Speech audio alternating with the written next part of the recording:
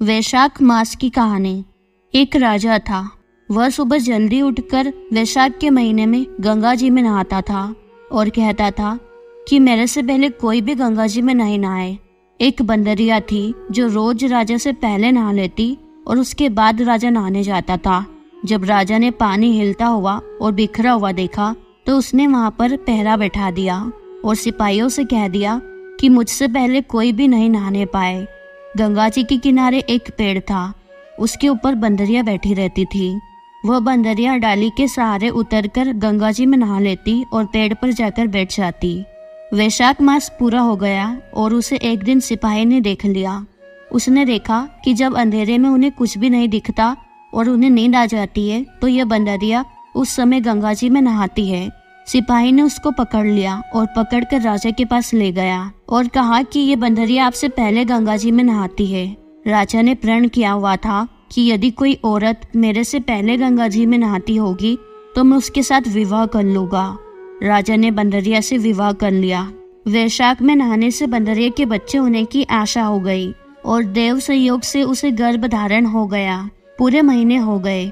जब बंदरिया ने राजा से पूछा कि मेरे को बच्चा हो जाएगा तो मैं किसे बुलाऊंगी, तब राजा ने बंदरिया के कमरे में एक घंटी बंधवा दी और कहा जब तेरे को दर्द उठेगा तो तू घंटी हिला देना, फिर आकर मैं सारा इंतजाम कर दूंगा।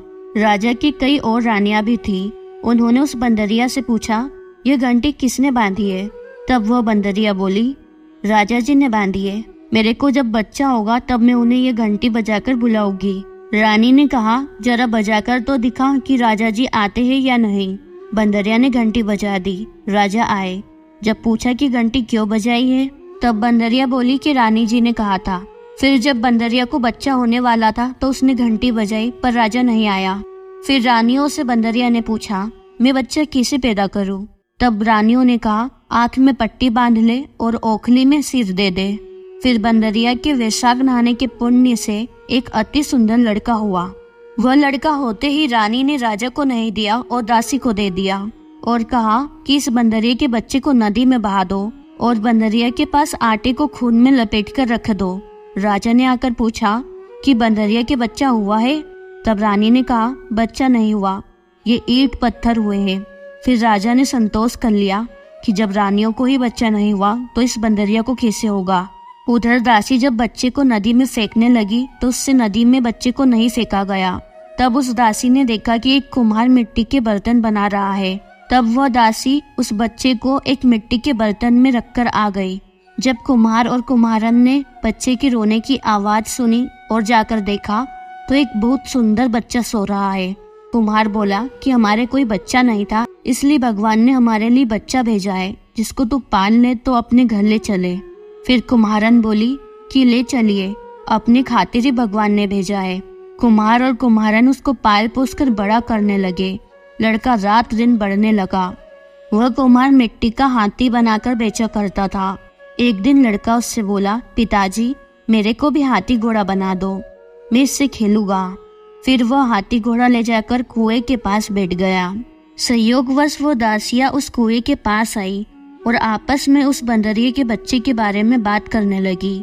तभी उस लड़के ने उनकी सारी बात सुन ली और इस प्रकार लड़के को सारी बात पता लग गई कि वो बंदरिया का लड़का है और रानियों ने उसे मारने के लिए दासी को दे दिया था।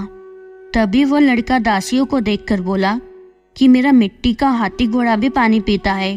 तब दासिया बोली मूर्ख, कभी मिट्टी के हाथी घोड़े भी पानी पीते हैं क्या? फिर वो लड़का बोला मूर्खो, कई बंदरिया के भी ईंट पत्थर पैदा हुए हैं क्या? फिर वो दासिया रानी से बोली कि एक कुम्हार का लड़का है, उसने हमें यह बात कही और घड़े पर कंकरी मारकर फोड़ दिया। फिर रानी ने जहर का लड्डू तैयार किया और कहा ये लड्डू उस लड़के को खिलाओ। दूसरे दिन वे दासिया उस लड़के को वह लड्डू खिलाने के लिए गई, परंतु बंदरिया के वैशाख मास नहाने की वजह से भगवान ने उस लड्डू को गोंदगिरी का लड्डू बना दिया और इस प्रकार उस लड़के की रक्षा की। अगले दिन दासियों ने आकर देखा कि वह मरा नहीं है और खेलता फिर रहा है। इस पर रानी रूठ कर सो गई और राजा ने आकर पूछा रानी क्यों सो रही हो? तब रानी ने जवाब दिया कि कुम्हार को अपने नगर से निकाल दे। राजा ने कहा ये कड़वी बातें क्यों बोलती हो? पर रानी ने जिद करके कुम्हार को निकलवा दिया। कुम्हार जंगल में रहने लगा। फिर वह लड़का बोला, पिताजी मेरे को 108 करवे और 108 गोले बनवा दो। वह ठंडे जल से भरे करवे लेकर बगीचे में बैठ गया। गणगौर के लिए मिट्टी लेने के लिए बहुत सारी लड़कियां आई और बगीचे में बैठकर खेलने लग गई। खेलते खेलते प्यास लग गई तो ये छोरियां उस लड़के से बोली, हमें पानी पिला दो। वह लड़का बोला, मेरे पास ये गोलियां हैं, इन्हें खाती चली जाओ और मेरे पीछे फिरती जाओ। फिर कई लड़कियों ने कहा, मैं तेरी गोली नहीं खाऊंगी, हमें प्यास लगी है, तू खा ले। फिर उनमें से एक लड़की आगे आकर बैठ गई। छोरियां एक एक करके गोली खाती गई और ठंडा पानी पीकर उसके चारों तरफ फिरने लगी। कुछ ही वक्त में लड़कियों के पेट में गर्भ रह गया। जब लड़कियां मिट्टी लेकर घर गई तो उनके पीछे उनके माँ बाप ने ब्याह का सावा निकलवाया तो सावा नहीं निकला, पर पुरोहित ने कहा इनका ब्याह तो हो जाना चाहिए। बाद में किसी लड़की का जी घबराए तो कोई रोटी नहीं खाए तो कोई उल्टी करे।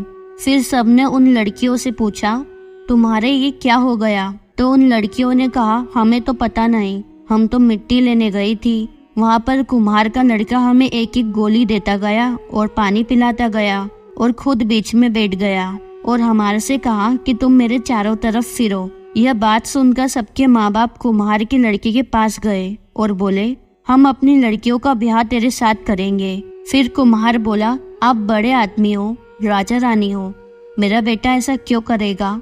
पर सब कोई उसके साथ अपनी अपनी लड़कियों का ब्याह कर गए। इस प्रकार कुम्हार के लड़के ने सबके साथ फेरे लिए और उन सब ने बहुत सा धन दौलत देकर अपनी लड़कियों को विदा कर दिया और इस तरह कुम्हार के यहाँ 108 बहुएं आ गई। फिर सबके लड़के भी हो गए और सब बहुओं के लिए कमरे भी बनवा दिए गए। फिर लड़के ने कहा, पिताजी हम सारे नगर में दावत बुलवा देंगे, आपकी इतनी बहुएं आई है और इतने पोते हो गए हैं। तब कुम्हार ने कहा, जिमा दो।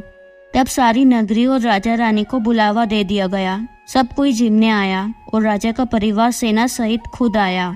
लड़के ने कहा, बंदरिया को क्यों नहीं लाए? राजा ने कहा, बंदरिया को भी बुला लेते हैं। राजा ने बंदरिया को बुलाने के लिए रथ पालकी सजाकर भिजवा दी। वहां पर भरी सभा में सोने की चौकी पर सुंदर गद्दी बिछाई गई।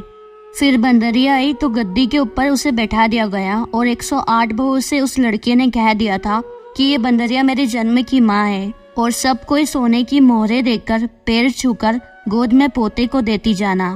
फिर सब बहुएं आई और सोने की मोहरें देकर पैर छूकर गोद में पोते को देती गई।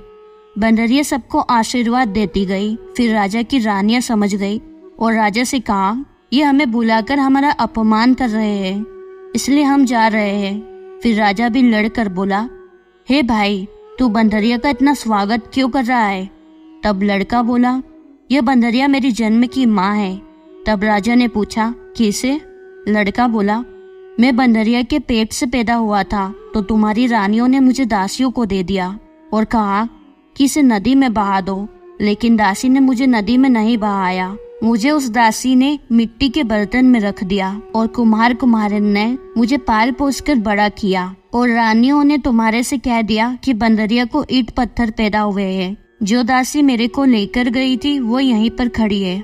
और दासी ने कहा कि हाँ, मेरे को ये काम करने को कहा था, पर मुझसे इसे नदी में नहीं फेंका गया और इसलिए मैं इसे कुम्हार के पास मिट्टी के बर्तन में रखाई। वहाँ पर ये सारी बातें रानियां सुनकर चुप रह गई और राजा ने सच्चाई जानने के बाद रानियों को छोड़ दिया और बंदरिया को साथ ले गया और बड़े ही गाजे बाजे के साथ अपने पोतों को, बहुओं को और बेटे को भी साथ ले गया और सबको अलग अलग महल बनवा दिए। सब वहाँ जाकर राज्य करने लगी और सारी दुनिया कहने लगी कि वैशाख नहाने का इतना फल है तो सबको वैशाख नहाना चाहिए और दान पुण्य करना चाहिए।